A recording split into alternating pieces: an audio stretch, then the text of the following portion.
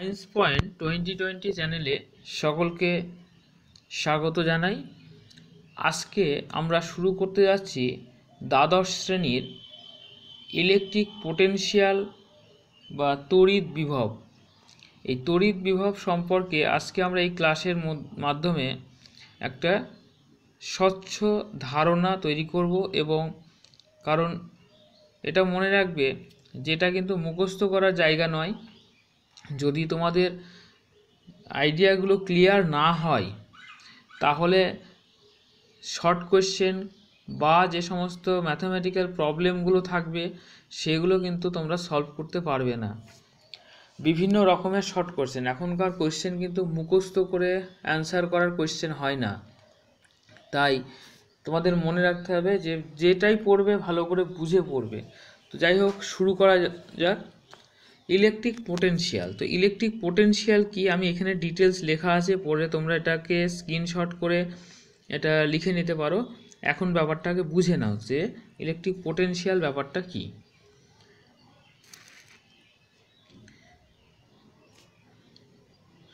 মনে করো এটা একটা ইলেকট্রিক ফিল্ড, এখানে একটা কিউ আধান আছে, তার জন্য একটা ইলেকট্রিক ফিল্ড তৈরি হয়েছে।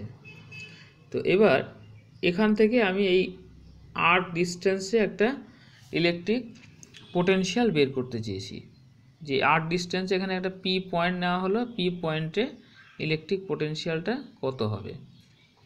তো এর ডেফিনেশনটা এরকম যে আমরা যদি ইনফিনিটি থেকে, অসীম দূরত্ব থেকে একটা একক ধনাত্মক আধানকে তড়িৎ ক্ষেত্রের কোনো একটা বিন্দুতে আনতে যে পরিমাণ কার্য করব, ধনাত্মক কার্য, সেটা হচ্ছে ওই বিন্দুর বিভব। এখানে বলে রাখি, ধনাত্মক বা ঋণাত্মক কার্য হতে পারে, সেটা ডিপেন্ড করবে এই আধানটার প্রকৃতির উপরে।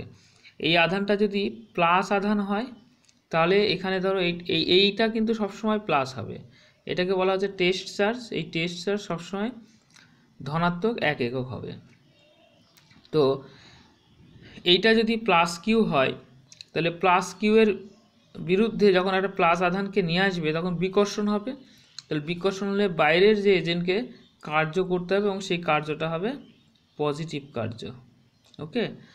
আর যদি যদি নেগেটিভ হয়, এই আধানটা যদি নেগেটিভ হয়, এখানে যে আধানটা আছে নেগেটিভ হয়, তাহলে নেগেটিভ আধান এই পজিটিভ 1 একক আধানকে কী করবে, আকর্ষণ করবে। সুতরাং সেক্ষেত্রে কার্যটা, মানে আমাকে কোনো কার্য করতে হচ্ছে না, আধানটা এমনিই চলে আসছে, ফলে আমার দ্বারা কার্য কিন্তু এখানে নেগেটিভ হবে। তার মানে সেখানে বিভবটাও নেগেটিভ হবে। অর্থাৎ যদি একটা প্লাস আধান থাকে, এটা মনে রাখবে, একটা প্লাস আধান যদি থাকে তার জন্য যে বিভবটা হবে সেটা হচ্ছে পজিটিভ বিভব, আর যদি মাইনাস আধান থাকে তার জন্য যে বিভবটা হবে সেটা হচ্ছে মাইনাস বা নেগেটিভ বিভব। ঠিক আছে? তো বিভবের ধারণাটা আশা করি ক্লিয়ার হলো। এবার ব্যাপারটা দেখি যে একটা একক ধনাত্মক আধানকে যদি আনি তাহলে যে কার্য করি সেটা হচ্ছে ভি। তাহলে একটা কিউ আধানকে যদি আনা হয় তাহলে কার্যটা কত হবে, কিউ ইন্টু ভি। অর্থাৎ ডাব্লু সমান কিউ ইন্টু ভি। বোঝা গেল? ডাব্লু সমান কিউ ইন্টু ভি। এখান থেকে আমরা বিভবের একক এবং মাত্রা কী করে বের করতে হয় দেখব। তো আসছি প্রথমেই বিভবের একক। তড়িৎ বিভবের এসআই পদ্ধতিতে একক হলো ভোল্ট। এসআই পদ্ধতিতে একক হলো ভোল্ট। তো 1 ভোল্ট ইজ ইকুয়াল টু, আমরা জানি ডাব্লু বাই কিউ, তাই তো? ভি সমান ডাব্লু বাই কিউ।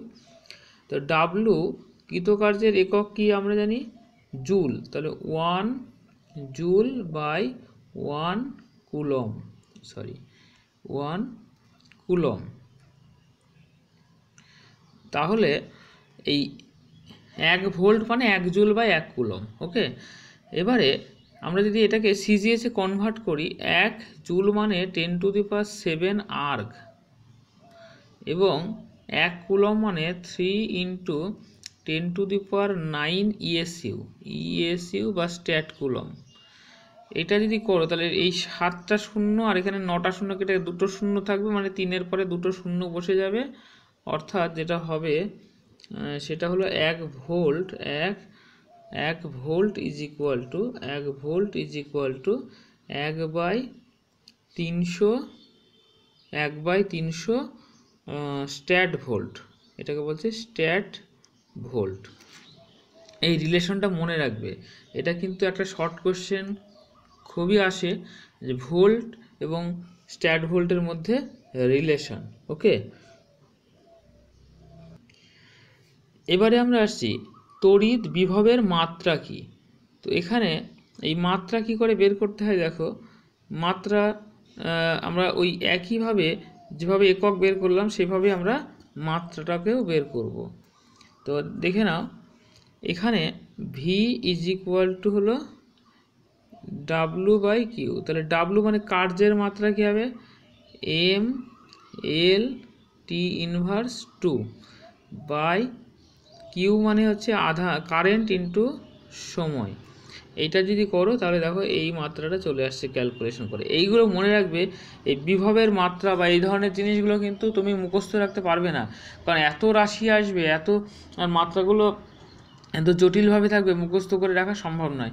সবসময় রাশিটাকে মনে রাখবে এবং এইভাবে এই সহজ যে সরল রাশিগুলো আছে সেগুলোর মাত্রা আমাদের মনে থাকে সাধারণত, সেগুলো বসিয়ে বা ইউজ করে আমরা কিন্তু এই মাত্রা ক্যালকুলেশন করতে পারবো। এবারে আসছি খুব ইম্পর্ট্যান্ট একটা পয়েন্ট নিয়ে, যেটা হচ্ছে তড়িৎ বিভব এবং তড়িৎ প্রাবল্যের মধ্যে সম্পর্ক। তড়িৎ বিভব, তড়িৎ প্রাবল্যটা আমরা আগের ক্লাসে করেছি, তো সেই আইডিয়াটা তোমরা আগের ক্লাসটা দেখে নিলে পেয়ে যাবে। এবার আসি তড়িৎ বিভব এবং তড়িৎ প্রাবল্যের সম্পর্ক। দেখো আমি এইখানে টোটাল একটা নোট মতো করে দেওয়া আছে, আমি ব্যাপারটাকে একটু বুঝিয়ে দিচ্ছি, তোমরা দেখে নাও। আচ্ছা, তড়িৎ বিভব এবং তড়িৎ প্রাবল্যের সম্পর্ক। আমরা একটা মনে করো, সাপোজ একটা আধান আছে কিউ আধান। ওকে, একটা কিউ আধান আছে, এই কিউ আধান থেকে আর দূরত্বে বা এক্স দূরত্বে যদি বলি, এক্স দূরত্বে তড়িৎ বিভব কত হবে, এক্স দূরত্বে তড়িৎ বিভব হবে তোমার 1 ই তড়িৎ প্রাবল্য হবে ই সমান 1/4πε0 E is equal to 1/4πε0 into q by x যদি হয় এক্স স্কোয়ার, আর যদি হয় আর স্কোয়ার। এইটা তো এইটা হচ্ছে একক আধানের উপর ক্রিয়াশীল বল, একক আধানের উপরে ক্রিয়াশীল বল। আচ্ছা, আমরা কার্য মানে কি জানি, কার্য মানে জানি বল ইন্টু সরণ। তো এবারে এখানে আমি ধরলাম এই একটা রেখা ধরলাম এক্স অক্ষ বরাবর, এবং এই বিন্দুর বিভব ধরলাম ভি, আর এখানে আর একটা বিন্দু ধরলাম যে বিন্দুর বিভব হচ্ছে ভি প্লাস ডিভি। তাহলে এদের মধ্যে বিভবের ডিফারেন্সটা কত, এদের মধ্যে বিভবের ডিফারেন্স হচ্ছে ডিভি, কারণ এইটা থেকে এটা বিয়োগ করো ডিভি। তাহলে বিভব পার্থক্য হচ্ছে V plus dV, V plus dV, dV minus V করো, তাহলে ভিভি কেটে যাবে, অ্যাকচুয়ালি ডিভি। এটা হচ্ছে বিভব পার্থক্য। আচ্ছা, বিভব পার্থক্যের সংজ্ঞাটা যখন আমরা পড়েছি, তো সংজ্ঞার মধ্যে কি দেখেছিলাম, যে একক একটা পজিটিভ আধানকে তড়িৎ ক্ষেত্রে কোনো একটা বিন্দু, এক বিন্দু থেকে আরেক বিন্দুতে আনতে যে কার্য করা হচ্ছে সেটা হচ্ছে ওই অ্যাকচুয়ালি অসীম দূরত্ব থেকে এনেছিলাম, তাই ওটা হচ্ছে ওই বিন্দুর বিভব ছিল, কারণ অসীম দূরত্বে বিভব হচ্ছে 0, আর সামথিং মাইনাস 0, কোনো একটা রাশি থেকে যদি 0 বিয়োগ করতে ওই রাশিটাই থাকে, অর্থাৎ বিভব পার্থক্য এবং ওই বিন্দুর বিভব একই ছিল। তো এখানে আমি এখানে দুটো বিন্দু ধরে নিয়েছি, এইটা একটা, এইটা একটা, এদের মধ্যে বিভব পার্থক্য হচ্ছে ডিভি। তো এবার একটা এইখানে যদি, তো এই যেহেতু এই বিন্দুর বিভবটা হচ্ছে ভি প্লাস ডিভি আর এটা ভি, এবার উচ্চ বিভব থেকে নিম্ন বিভবের দিকে তড়িৎ ক্ষেত্র ক্রিয়া করে ই। তো এখানে এই ই তড়িৎ প্রাবল্যের জন্য যদি আমরা একটা একক আধানকে নিয়ে আসি, আনতে যে কার্য হবে সেই কার্যটাই হচ্ছে এই এদের মধ্যে বিভব পার্থক্য। তো আমি যদি ডিএক্স পরিমাণে এই দুটো বিন্দুর মধ্যে ডিএক্স পরিমাণে ডিস্টেন্স হয়, তাহলে কার্যটা কত হবে, কার্যটা হবে W D W is equal two হচ্ছে বল, একক আধানের উপর ক্রিয়াশীল বল ই ইন্টু সরণ হলো ডিএক্স। এবার এখানে একটা নেগেটিভ সাইন আসে, মনে রাখবে নেগেটিভ সাইনটা এই কারণে আসে যে যেহেতু ই এবং ডি ই এর অভিমুখ আর ডিএক্স এর অভিমুখ পরস্পর বিপরীত, ইটা এইদিকে এবং ইটা এইদিকে এবং ডিএক্সটা এইদিকে, তার ফলে এখানে একটা মাইনাস চিহ্ন আসছে। তো এই যে কার্য, এই কার্যটাই তো অ্যাকচুয়ালি কী করবে, এই কার্যটাই, এই যে পরিমাণ কার্য হলো সেটাই হচ্ছে বিভব পার্থক্য। অর্থাৎ আমরা এখানে লিখব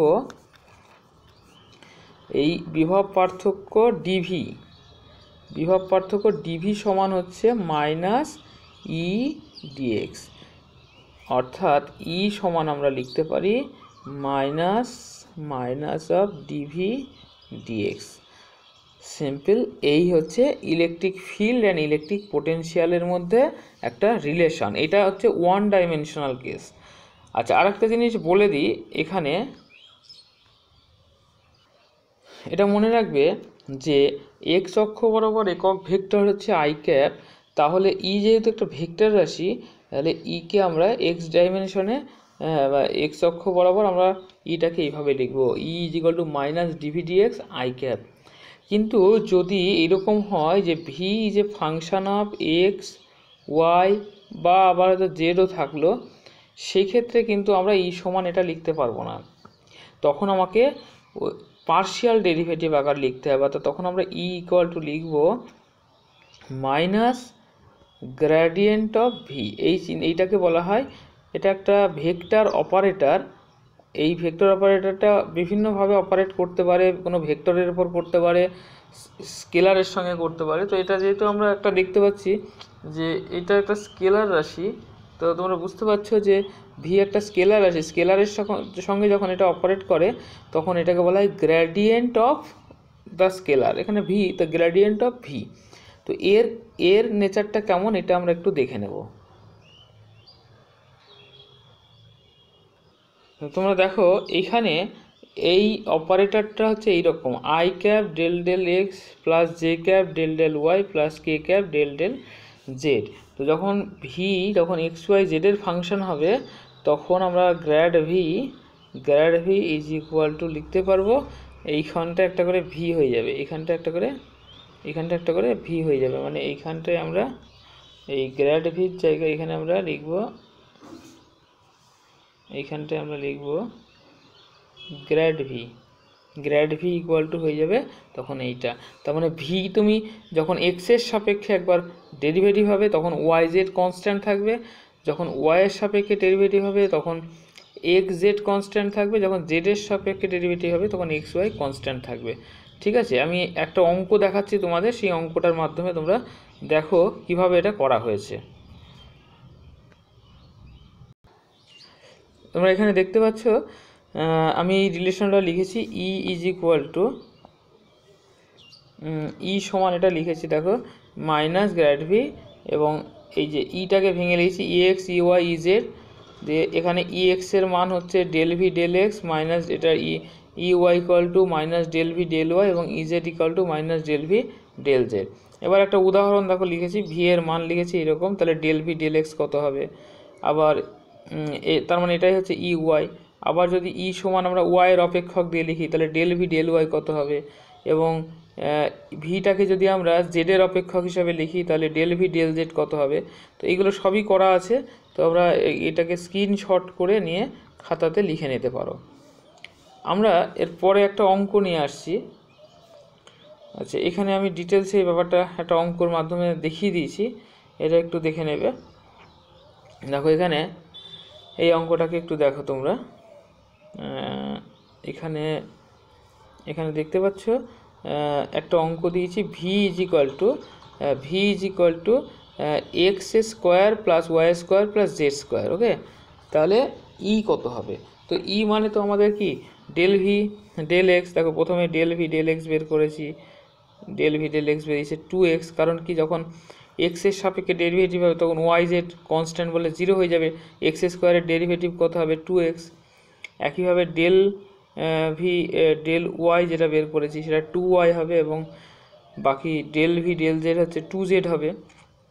তাহলে ই সমান যেটা বেরোলো, ই সমান আমরা জানি del V del X I cap del V del Y J cap del V del Z K cap. তো এখানে আমরা মানগুলোকে দেখো 2x 2y 2z বসিয়ে দিয়েছি, দিলে এইটা ই এর মান বেরোলো এইটা। এবার একটা কখনো দিতে পারে যে এই পয়েন্টে ই এর মান কত, একটা যে কোনো একটা পয়েন্ট দিতে পারে। তো আমি এখানে লিখেছি 1 -1 2 পয়েন্টে ই এর মান কত। তাহলে এক্স ওয়াই জেডের জায়গায় যায় সেই 1 -1 এবং 2, 1 -1 এবং 2 বসিয়ে দিয়েছি, দিয়ে এই মানটা বেরোলো। এরকম তোমাদের দিতে পারে, তাই আমি একটা এক্সাম্পল দিয়ে করে দিলাম। তো এবারে আমরা আসছি আর একটা অঙ্ক নিয়ে, কীভাবে এই অঙ্কটা করবো দেখো। এখানে একটা অঙ্ক দেখো, বলছে XYZ কোনো বিন্দুতে XYZ কোনো বিন্দুতে তড়িৎ বিভবের মানটা দেওয়া আছে, তাহলে তড়িৎ প্রাবল্য E এর মান কত হবে? তড়িৎ বিভবের মান দেওয়া আছে x square minus x square y minus xz³ plus 4। তো এখানে দেখো আমরা এই রাশিটা E সমান মাইনাস গ্র্যাড ভি লিখেছি। এবার এই EX বের করলাম, প্রথমে x এর সাপেক্ষে ডেরিভেটিভ করে সেটা বেরোলো এইরকম আকারে একটা জিনিস বেরোলো, মাইনাস এক্স স্কোয়ার ওয়াই দিয়ে ক্যালকুলেশন করে EX এর মান ডেরিভেটিভ করে দেখো। এক্স স্কোয়ারের ডেরিভেটিভ হচ্ছে 2x, তাহলে মাইনাস 2xy। আর এই রাশিটা xz³ এর ডেরিভেটিভ করলে z তো কনস্ট্যান্ট, তাহলে জাস্ট x এর ডেরিভেটিভ 1 মানে z³। তোমরা ডেরিভেটিভটা একটু ভালো করে শিখে নেবে। তাহলে বেরোলো যেহেতু EX1 minus del V del X, তা মাইনাস আর ভেতরের মাইনাসে প্লাস হয়ে গেল 2xy z³। একই রকমভাবে EY এর মান দেখো বের করেছি একটা, এবং EZ এর একটা মান বেরিয়েছে x স্কোয়ার। এবার আমরা EX EY EZ পেলাম, এর E সমান তাহলে কত হবে, এই বসিয়ে দাও EXi cap plus EY j cap plus EZ k cap বসিয়ে দিলেই পেয়ে গেলাম। তো আমরা তারপরে আর একটা অঙ্ক দিয়েছি তোমাদের বাড়িতে করার জন্য, একটা অঙ্ক দিয়েছি, এটাকে স্ক্রিনশট করে অঙ্কটাকে ক্যালকুলেশন করবে, করে এই x=1 মিটার বসিয়ে দিয়ে দেখবে এখানকার 4টে অপশনের মধ্যে কোনটা হয়। তো একই রকমভাবে তোমরা ওই ডেল ভি, এখানে যেহেতু এক্সেরই অপেক্ষক সুতরাং ডেল ভি করার দরকার নাই, তোমরা ডিভি ডিএক্স ই সমান এটা করে নেবে, ই সমান মাইনাস ডিভি বাই ডিএক্স, আর ইটা ভেক্টর দিলে এখানে একটা আই ক্যাপ দিয়ে দেবে। তো প্রথমে ডেরিভেটিভটা করো, করে এক্স এর মান 1 বসিয়ে দাও, আর দেখো সবগুলোর সঙ্গে আই ক্যাপ আছে, তার মানে যা আই ক্যাপ তো থাকবেই। এবার এক্স এর মান 1 বসিয়ে দিলেই এর মধ্যে কোনো একটা মান অবশ্যই চলে আসবে। এটা বাড়িতে একটু চেষ্টা করবে। আমরা এর পরে আসছি, একই রকমভাবে আরও দুটো অঙ্ক তোমাদের দিয়ে দিয়েছি, বাড়িতে একটু দেখবে। যদি না হয় অঙ্কগুলো তাহলে কমেন্ট বক্সে তোমরা কমেন্ট করে জানিও, আমি পরে আর একটা ভিডিও করে এই অঙ্কগুলো করে দেবো। এমনিতেও আমি আর একটা ভিডিওর মাধ্যমে কীভাবে অঙ্ক করতে হয় সেটা দেখাবো।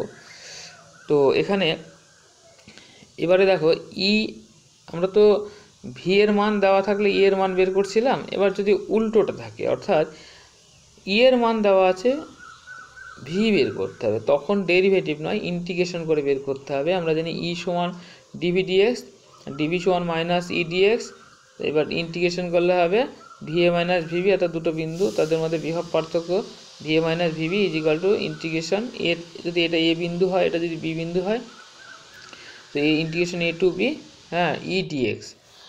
একটা এক্সাম্পল দিয়েছি দেখো, ই এর মান হচ্ছে 30 এক্স স্কোয়ার আই ক্যাপ, তাহলে এই এক্স এ ইকুয়াল টু 0 অর্থাৎ স্থানাঙ্ক আর এক্স বি ইকুয়াল টু 2, এই দুটো বিন্দুর মধ্যে বিভব পার্থক্য কত হবে। তাহলে ইন্টিগ্রেশন করলাম x a to x b 30 x square dx.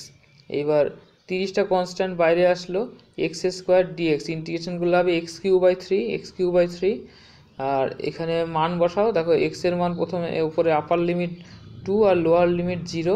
ইন্টিগ্রেশনগুলো তোমাদের কিন্তু একটু শিখে নিতে হবে, ইন্টিগ্রেশনগুলো অঙ্কের টিচারের কাছ থেকে একটু শিখে নেবে, লিমিট বসিয়ে কীভাবে করতে হয়, আপার লিমিট লোয়ার লিমিট এগুলো বসিয়ে দিলাম, দিয়ে ক্যালকুলেশন করলে আসলো 80, অর্থাৎ দুটো বিন্দুর মধ্যে বিভব পার্থক্য আমরা পেয়ে গেলাম 80 ভোল্ট। অর্থাৎ ই এর মান যদি দেওয়া থাকে তাহলে ভি এর মান কী করে ক্যালকুলেট করতে হয় সেটাও কিন্তু আমরা এই অঙ্কটার মাধ্যমে জানলাম। আমরা এবারে একটা পয়েন্ট নিয়ে আসছি তোমাদের সামনে, সেটা হলো তড়িৎ বিভব, কোনো একটা বিন্দু আধানের জন্য তড়িৎ বিভব ক্যালকুলেশন। এটা আসে তোমাদের পরীক্ষায় 2 নম্বর বা 3 নম্বরে। এটা আমি একদম সিম্পল একটা নোটস করে দিয়েছি, এটা তোমরা লিখে নেবে। তো জিনিসটাকে বুঝে নাও, অ্যাকচুয়ালি কীভাবে করবে সেটা বুঝে নাও, আর নোটসটা স্ক্রিনশট করে টুকে নিতে পারবে তোমরা, বা ভিডিওটাকে পজ করে নিয়েও টুকে নিতে পারবে। তো একটা প্লাস কিউ আধান আছে, আর দূরত্বে পি বিন্দু আছে, এই পি বিন্দুতে তুমি বিভব বের করবে। তো কি করে করব দেখো, আমরা এই ক্যালকুলেশনটা প্রথম দিকেও একবার দেখিয়েছি। আর দূরত্বে ই এর মান কত হবে, 1/4πε0 Q/r² ইন্টু r ক্যাপ, এটা তো আমরা জানি ই এর মান। তো এইবার ই মানে আমরা জানি কি ডিভিডিআর, এখানে আর এর সাপেক্ষে আছে তাই ডিভিডিআর লিখলাম। তো আমরা ডিভি সমান হচ্ছে মাইনাস ই ডিআর। এইবার ই এর মান কত, ই এর মানটা তো আমরা বসিয়ে দিলাম, এই যে ই এর মান আমরা লিখেছি যেটা, এটা লিখে দিলাম। এইবার ডট ই এর মান এখানে আর ক্যাপ আছে, ডট আর, দুটো একই ভেক্টর হলে তাদের ডট গুণ কী হবে, 1 হবে। তো যেমন এ ডট বি সমান হচ্ছে এ বি কস থিটা, তো কস 0 এর মান 1, আর যেহেতু এখানে আর ক্যাপটা দেখো 1, এর ভ্যালুটা 1, আর ডিআর এর ভ্যালুটা ডিআর ভেক্টরের ভ্যালুটা ডিআর, তাই আমরা দেখো এখানে লিখেছি, এটা তো ছিলই Q/4πε0, আর এখানে দেখো dr/r² লিখেছি। ওকে, এবার ডিভি সমান তাহলে ইন্টিগ্রেশন করতে হবে তোমাকে, ইন্টিগ্রেশন Q/4πε0। আচ্ছা, ইন্টিগ্রেশনের লিমিটটা দেখো ইনফিনিটি থেকে আর লিখেছি, তার মানে এইখানটা ছবিটা দেখো, আমরা এই বিন্দুর বিভব বের করতে চেয়েছি, তার মানে অসীম দূরত্ব থেকে একটা একক আধানকে এখানে আনতে যে কার্য করা হবে, অসীম দূরত্ব থেকে একটা একক পজিটিভ আধানকে তড়িৎ ক্ষেত্রের ওই বিন্দুতে আনতে যে কার্য করা হবে সেটা হচ্ছে এই বিন্দুর তড়িৎ বিভব। ঠিক আছে, তাই লিমিটটা দেখো ইনফিনিটি থেকে আর, এখানে ইনফিনিটি আর এইখানটায় হচ্ছে এটা দূরত্ব আর, তাহলে লিমিটটা ঠিক আছে। এইবার ইন্টিগ্রেশন করো, r⁻² ইন্টিগ্রেশন করলে হবে r⁻² + 1 বাই -2 + 1। এখানে ইন্টিগ্রেশনের একটা ফর্মুলা আছে, তোমরা অঙ্কের টিচারের কাছে দেখে নেবে, তো আমি এখানে লিখে দিচ্ছি। যদি ফাংশনটা এরকম হয় x⁴n dx হয়, তাহলে ইন্টিগ্রেশন করলে যেটা হবে x⁴n + 1 বাই n + 1, এটা হচ্ছে ইন্টিগ্রেশনের ফর্মুলা। তো দেখো টু ছিল, তাহলে এখানে কী হবে, x⁻² + 1 বাই -2 + 1 করো, তাহলে কত হবে, তাহলে দেখো এইটা হবে, এইটা কত হবে তাহলে, x⁻−1 বাই -1, অর্থাৎ অ্যাকচুয়ালি যেটা দাঁড়ালো -1/x। তো এখানে দেখো এখানে আর আছে, তো 1/r। এবার লিমিট বসানোর নিয়ম হচ্ছে প্রথমে আপার লিমিটটা বসাতে হয়, মাইনাস চিহ্ন দিয়ে লোয়ার লিমিটটা বসাতে হয়। তো upper limit minus lower limit, এটা lower limit infinity, upper limit R, তাহলে প্রথমে আপার লিমিট বসাবে এক্সের জায়গায় প্রথমে আপার লিমিট বসাও। তাহলে দেখো আমি ক্যালকুলেশনটা দেখিয়ে দিচ্ছি তোমাদের, -1 বাই আপার লিমিট আর, তারপরে একটা মাইনাস চিহ্ন দেবে, মানে আপার লিমিট মাইনাস দিয়ে সামনে একটা মাইনাস ছিল। আচ্ছা, এখানে প্রথম আপার লিমিট বসাবে, মাইনাস চিহ্ন দিয়ে লোয়ার লিমিট বসাবে, লোয়ার লিমিট হচ্ছে ইনফিনিটি। তো 1/∞ 0 হয়ে যাবে, অর্থাৎ জাস্ট 1/r থাকবে। ঠিক আছে, তাহলে দেখো আমি ক্যালকুলেশনটা যেটা লিখেছি এটা দেখে নাও।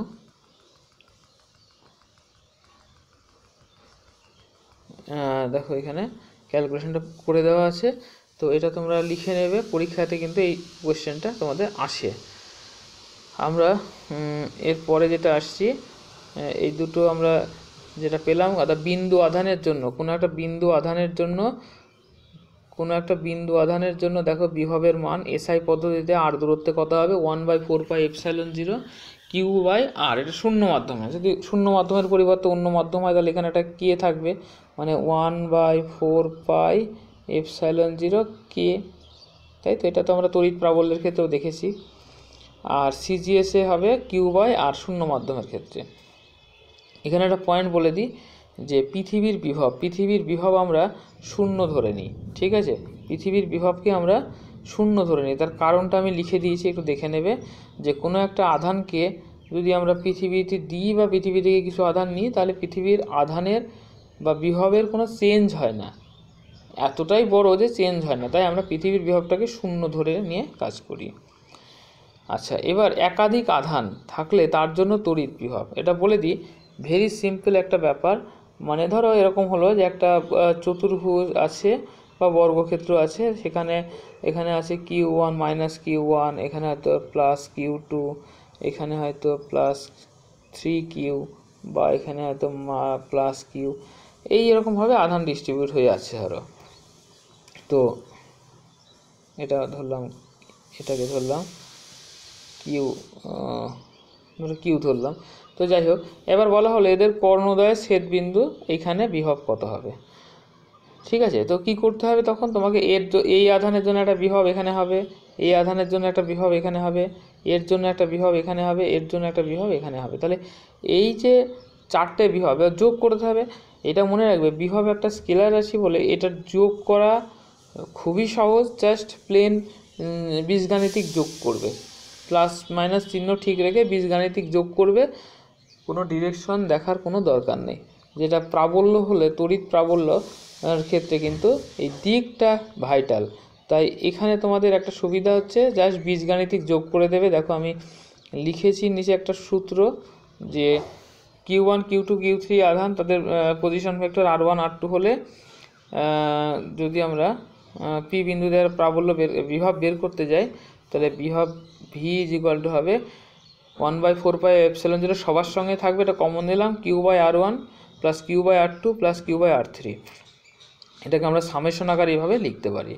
তো এই হচ্ছে বিভবের ধারণা। আমরা পরবর্তী ক্লাসে তড়িৎ বিভবের সাহায্যে কিভাবে ম্যাথামেটিক্যাল প্রবলেমগুলো করতে হয়, আমি কয়েকটা প্রবলেম, স্পেশাল কয়েকটা প্রবলেম তুলে একটা ভিডিও করব তোমাদের জন্য অবশ্যই। আর ভিডিওটি ভালো লাগলে একটি লাইক করবে এবং কমেন্ট করে তোমাদের মতামত জানাবে। চ্যানেলটিকে সাবস্ক্রাইব করে রাখবে, যাতে সাবস্ক্রাইব করে বেল আইকনটিতে ক্লিক করবে, যাতে পরবর্তী ভিডিওর নোটিফিকেশন তোমরা পেয়ে যাও। সকলকে ভিডিওটি দেখার জন্য ধন্যবাদ।